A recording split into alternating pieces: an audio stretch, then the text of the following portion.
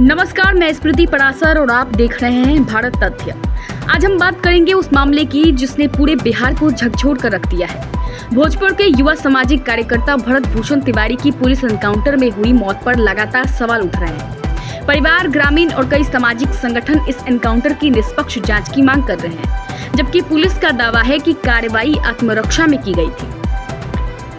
क्या यह पुलिस की वैध कार्रवाई थी या फिर ऐसे सवाल हैं जिनका जवाब अभी मिलना बाकी है। सरकार ने न्यायिक जांच के आदेश दिए हैं, पुलिस ने भी कुछ चूक स्वीकार की है और कई राजनीतिक दल निष्पक्ष जांच की मांग कर रहे हैं। आज के इस विशेष कार्यक्रम में हम तथ्यों, कानूनी पहलुओं और उठ रहे सवालों पर विस्तार से चर्चा करेंगे।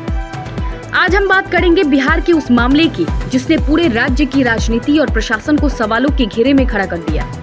भोजपुर के युवा भरत भूषण तिवारी की पुलिस मुठभेड़ में हुई मौत के बाद लगातार विवाद बढ़ता जा रहा है। परिवार इसे संदिग्ध बता रहा है, निष्पक्ष जांच की मांग कर रहा है और अब बिहार सरकार ने भी न्यायिक जांच के आदेश दे दिए हैं। रिपोर्ट्स के अनुसार भरत भूषण तिवारी की मौत 17 जून को पुलिस कार्रवाई के दौरान हुई। घटना के बाद स्थानीय लोगों और परिवार के कई सवाल उठाए। मामला धीरे धीरे राज्यव्यापी चर्चा का विषय बन गया। बढ़ते विवाद और राजनीतिक दबाव के बीच बिहार सरकार ने इस पूरे मामले की न्यायिक जांच करने का फैसला किया ताकि घटना की सच्चाई सामने आ सके। इस मामले में सबसे बड़ा सवाल यह है कि आखिर ऐसी कौन सी परिस्थितियां थीं जिसके कारण यह मुठभेड़ हुई। क्या सभी कानूनी प्रक्रियाओं का पालन किया गया? क्या किसी स्तर पर चूक हुई? इसी बीच बिहार पुलिस के वरिष्ठ अधिकारियों ने भी इस मामले में चूक होने की बात स्वीकार की है और विस्तृत जाँच के आदेश दिए हैं। विपक्षी दलों ने इस मामले को गंभीर बताते हुए निष्पक्ष जांच की मांग की है। कांग्रेस ने तो यहां तक मांग की है कि विधानसभा की सर्वदलीय समिति इस पूरे प्रकरण की जांच करे ताकि किसी भी तरह के संदेह को दूर किया जा सके। इस मामले में पुलिस अधिकारियों के खिलाफ एफआईआर दर्ज होने और कुछ अधिकारियों पर कार्रवाई होने से भी कई नए सवाल खड़े हुए हैं। लोकतंत्र में कानून का शासन सर्वोपरि है। यदि कोई व्यक्ति दोषी है तो उसका फैसला अदालत करे और यदि पुलिस की कार्रवाई सही थी तो जांच से स्पष्ट हो जाना चाहिए। लेकिन यदि कहीं कोई चूक हुई है तो जिम्मेदार लोगों की जवाबदेही भी तय होनी चाहिए। आज पूरे बिहार की नजर इस मामले की जांच पर है। जनता जवाब चाहती है, पारदर्शिता चाहती है और सबसे बढ़कर न्याय चाहती है। अगर कोई युवा जनता की समस्याओं को लेकर आवाज उठाए, प्रशासन और सरकार के सामने अपनी बातें रखे, आत्मसमर्पण करे और उसके बाद भी उसकी संदिग्ध परिस्थितियों में मुठभेड़ में मौत हो जाए, तो क्या यह केवल एक पुलिस कार्रवाई का मामला है या फिर न्याय व्यवस्था का एक बड़ा प्रश्न चिन्ह? लोकतंत्र में हर नागरिक को अपनी बात कहने और शासन से सवाल पूछने का अधिकार है। यदि कोई युवा जनता की समस्याओं को लेकर संघर्ष करता है तो उसकी आवाज को सुना जाना चाहिए, दबाया नहीं जाना चाहिए। सबसे बड़ा सवाल यह है कि यदि किसी व्यक्ति ने आत्मसमर्पण कर दिया था तो फिर उसके साथ ऐसा क्या हुआ कि मामला मुठभेड़ तक पहुँच गया?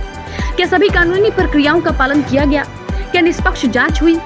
भारत में पुलिस मुठभेड़ों को लेकर समय समय पर सवाल उठते रहे। ऐसे मामले में स्वतंत्र जांच, एफआईआर और मजिस्ट्रियल जांच जैसी प्रक्रियाओं पर जोर दिया गया है ताकि सच्चाई सामने आ सके। मृतक के समर्थकों का आरोप है कि वह जनता की समस्याओं को उठाता था और उसके बाद कुछ लोगों को असहज करती थी। वहीं प्रशासन का पक्ष जानता था भी उतना ही जरूरी है।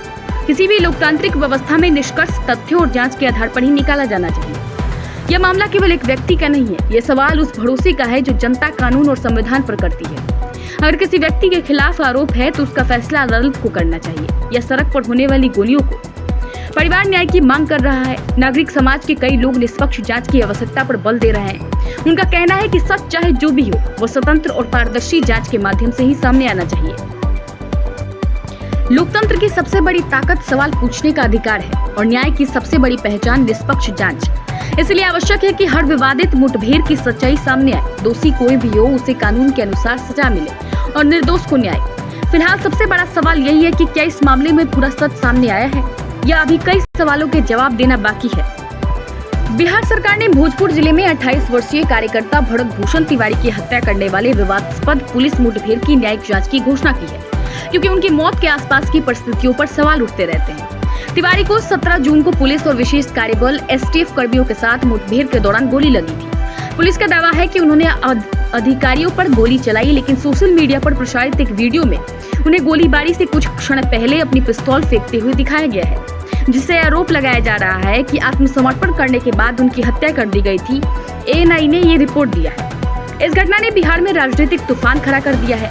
विपक्षी दल जवाबदेही की मांग कर रहे हैं और राज्य सरकार ने एक सेवानिवृत्त उच्च न्यायालय के न्यायाधीश के नेतृत्व में स्वतंत्र जांच के आदेश दिए हैं। वहीं लालू प्रसाद यादव, राबड़ी देवी और विधानसभा में विपक्ष के नेता तेजस्वी यादव ने पटना में अपने अधिकारियों आवासों के बाहर तैनात सभी सुरक्षा कर्मियों को वापस बुला लिया। पुलिस के अनुसार तिवारी ने अवैध हथियार रखा था। 16 जून को भोजपुर पुलिस ने एक बयान जारी कर उन्हें मानसिक रूप से अस्थिर बताया है और कहा कि उन्हें निहत्था करने और इलाज के लिए मानसिक स्वास्थ्य केंद्र में भेजने के प्रयास जारी थे। अगले दिन स्थानीय पुलिस और विशेष कार्यबल एसटीएफ के बीच गतिरोध यानी कि भरत तिवारी की गोली लगने के साथ मृत्यु हो गई।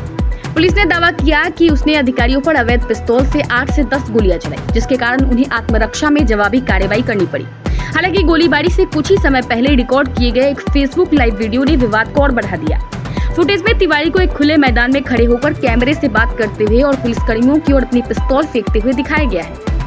उनके परिवार और कई स्थानीय निवासियों का तर्क है कि वीडियो से पता चलता है कि उन्होंने आत्मसमर्पण कर दिया था और गोली लगने के समय वो निहत्थे थे। जनता के बढ़ते आक्रोश का सामना करते हुए बिहार सरकार ने घटना की उच्च स्तरीय जांच के आदेश दिए हैं। पत्रकारों से बात करते हुए अतिरिक्त महानिदेशक यानी कि कानून एवं व्यवस्था सुधांशु कुमार ने कहा कि इस मामले में केस दर्ज कर लिया गया है। शाहबाद के उप महानिरीक्षक डीआईजी को जांच की निगरानी के लिए नियुक्त किया गया है। इसके अलावा मामले की निष्पक्ष और पारदर्शी जांच सुनिश्चित करने के लिए उच्च न्यायालय के एक सेवानिवृत्त न्यायाधीश की अध्यक्षता में एक जांच समिति गठन किया गया है। सरकार ने जांच के नतीजे आने तक स्थानीय थाने के पुलिस अधिकारी, एसएचओ समेत 4 पुलिसकर्मियों को भी निलंबित कर दिया है। सोमवार को मुख्यमंत्री सम्राट चौधरी ने जवाबदेही का वादा करते हुए दोहराया कि उनकी सरकार अपराध के खिलाफ कड़ा रुख अपनाएगी। भरत तिवारी के एनकाउंटर के मामले में बिहार पुलिस ने माना है कि इस केस में भारी चूक हुई है। खासतौर पर शाहबाद की पुलिस इस मामले को सही तरीके से संभाल ही नहीं पाई। इसको लेकर थानेदार पर भी सवाल है। भरत तिवारी एनकाउंटर के केस में ADG law and order Sudhanshu Kumar ने आखिरकार माना कि इस केस में भारी गलती हुई है। उन्होंने कहा कि शाहबाद पुलिस की इस मामले में बड़ी चूक है। जब पहली बार शाहबाद के एसएचओ अपनी टीम के साथ भरत तिवारी के घर गए थे, तब वो उनको सही तरीके से हैंडल ही नहीं कर सके। एक तरह से एडीजी लॉ एंड ऑर्डर्स ने माना कि पहली गलती पुलिस टीम की ही थी। सुधांशु कुमार ने आगे कहा कि लापरवाही के आरोप में एक एसएचओ, 2 एसआई और एक एएसआई को 2 सिपाहियों को निलंबित किया गया है। अब जो भी बात सामने आई है, सभी बिंदुओं आरोपों की जांच न्यायिक प्रक्रिया के तहत की जा रही है। पुलिस मुख्यालय स्तर पर इस पूरे मामले की जांच शाहबाद डीआईजी को सौंपा गया है। विधि वैज्ञानिक रूप से वो सभी बिंदुओं पर जांच कर रहे हैं। इसके आगे सुधांशु कुमार ने कहा कि इस मामले की निष्पक्ष जांच पटना उच्च न्यायालय के रिटायर्ड न्यायाधीश की अध्यक्षता में सरकार के द्वारा करवाई जा रही है। इस मामले में अब तक 2 एफआईआर दर्ज किए गए हैं। एक का 169-26 और 170-26 है, जिसकी जांच की जा रही है। हालांकि एडीजी ने सफाई भी दी है। उन्होंने कहा है कि जब कोई अपराधी पुलिस पर कार्रवाई के दौरान हमला करता है, तो पुलिस जवाबी कार्रवाई के दौरान आत्मरक्षा में एनकाउंटर करती है, जो कानून के तहत करती है। यह अधिकार कानून से पुलिस को मिला हुआ है। लेकिन सवाल यह उठता है कि जब उसने आत्मसमर्पण कर दिया था, तो फिर पुलिस ने उस पर गोलियां क्यों बरसाई? क्या यही न्याय है? क्या न्याय और कानून पुलिस ने अपने हाथों में ले लिया है? कल्पना कीजिए कि एक युवा जो अपने क्षेत्र की समस्याओं को लेकर आवाज उठाता है, वो भ्रष्टाचार, अव्यवस्था या जनता की परेशानियों को प्रशासन और सरकार तक पहुंचाने का प्रयास करता है। फिर परिस्थितियां ऐसी बनती है कि वो प्रशासन के सामने आत्मसमर्पण भी कर देता है, लेकिन कुछ समय बाद उसकी मौत एक कथित मुठभेड़ में हो जाती है। यदि ऐसा होता है तो सवाल उठता है स्वाभिमान का। क्या आत्मसमर्पण के बाद भी किसी व्यक्ति की सुरक्षा की जिम्मेदार राज्य की नहीं होती? क्या हर नागरिक को निष्पक्ष सुनवाई और न्याय पाने का अधिकार नहीं है? लोकतंत्र केवल चुनाव से नहीं चलता, बल्कि जनता की आवाज से चलता है। जब कोई नागरिक या युवा अपने गांव, शहर या समाज की समस्याओं को उठाता है, तो वह लोकतांत्रिक अधिकारों का प्रयोग कर रहा होता है। सड़क, बिजली, पानी, शिक्षा, स्वास्थ्य, भ्रष्टाचार या अपराध जैसे मुद्दों पर आवाज उठाना किसी भी लोकतंत्र में नागरिक का अधिकार माना जाता है। लेकिन जब ऐसी आवाजें विवादों में घिर जाती है, तब सबसे महत्वपूर्ण हो जाता है कानून का पालन और निष्पक्ष प्रक्रिया। सबसे बड़ा प्रश्न यह है कि यदि किसी व्यक्ति ने आत्मसमर्पण किया था, तो उसके बाद क्या हुआ? क्या उसे कानूनी संरक्षण मिला? क्या उसके अधिकारों की रक्षा की गई? क्या उसके खिलाफ लगाए गए आरोपों की निष्पक्ष जांच हुई? या फिर कहीं ऐसा तो नहीं कि कई महत्वपूर्ण सवाल अब भी अनुत्तरित है? ऐसे मामले में अक्सर परिवार और समर्थक कई सवाल उठा रहे हैं। उनका कहना है कि यदि व्यक्ति पहले ही प्रशासन के सामने आ चुका था, तो फिर ऐसी परिस्थितियां क्यों हुई? वे मांग करते हैं कि पूरे मामले की स्वतंत्र और निष्पक्ष जांच हो। परिवार का दर्द भी कम नहीं होता। जिन माता पिता ने अपने बच्चे को बड़ा किया, जिन भाई बहनों ने उसके साथ सपने देखे, वे जवाब चाहते हैं। उन्हें ये जानने का अधिकार है कि आखिर क्या हुआ था। भारतीय संविधान प्रत्येक नागरिक को जीवन और स्वतंत्रता का अधिकार देता है। किसी भी व्यक्ति को दोषी या निर्दोष ठहराने का अधिकार न्यायालय के पास होता है। यही कारण है कि विवादित घटनाओं में निष्पक्ष जांच की मांग उठती है। जब भी किसी मुठभेड़ को लेकर सवाल उठते हैं, तब पारदर्शिता और जवाबदेही की आवश्यकता और बढ़ जाती है। एक माँ के लिए उसका बेटा केवल एक नाम नहीं होता, बल्कि उसके सपनों का संसार होता है। एक पिता के लिए उसका बेटा संघर्षों की उम्मीद होता है। और जब किसी परिवार का सदस्य अचानक उनसे छिन जाता है, तो सबसे बड़ा दर्द केवल उसका जाना नहीं होता, बल्कि यह होता है कि कई सवालों के जवाब कभी नहीं मिल पाते। समाज भी यही जानना चाहता है कि सच क्या है। आज देश भर में लोग एक ही सवाल पूछ रहे हैं: क्या लोकतंत्र में सवाल पूछना गुनाह है? क्या जनता की समस्याओं को उठाना अपराध है? या फिर कानून और न्याय व्यवस्था इतनी मजबूत है कि हर व्यक्ति को निष्पक्ष सुनवाई का अवसर मिल सके? इन सवालों के जवाब केवल भावनाओं से नहीं, बल्कि तथ्यों और निष्पक्ष जांच से ही मिल सकता है। आज की इस विशेष रिपोर्ट का निष्कर्ष केवल इतना है कि किसी भी लोकतंत्र की असली ताकत कानून, संविधान और जनता का विश्वास होता है। यदि किसी घटना को लेकर सवाल उठ रहे हैं, तो उन सवालों का जवाब पारदर्शी जांच और न्यायिक प्रक्रिया से मिलना चाहिए। सच्चाई जो भी हो, वह सामने आनी चाहिए, क्योंकि लोकतंत्र में सबसे बड़ी शक्ति ना तो सत्ता है और ना ही विरोध, बल्कि सत्य और न्याय है। इसी उम्मीद के साथ हर नागरिक को न्याय मिले और हर सवाल का जवाब मिले।